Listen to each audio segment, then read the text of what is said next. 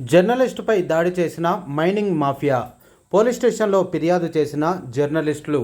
కొమరంభీం ఆసిఫాబాద్ జిల్లా కాగజ్నగర్ పట్టణానికి చెందిన ఆదాబ్ హైదరాబాద్ విలేకరి అంగల తిరుపతిపై సోమవారం మైనింగ్ నిర్వాహకులు దాడి చేశారు.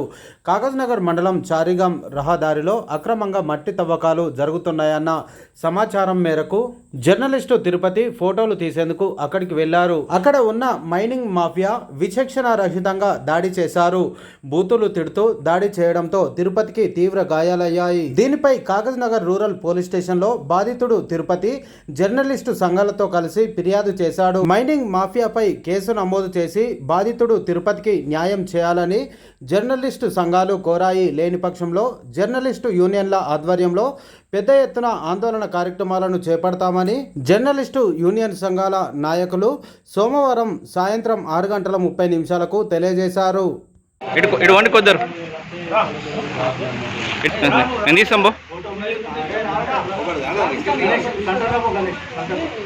కనుకోండి వెంకగర